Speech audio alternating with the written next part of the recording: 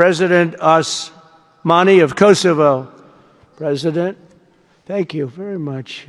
Great job you're doing too.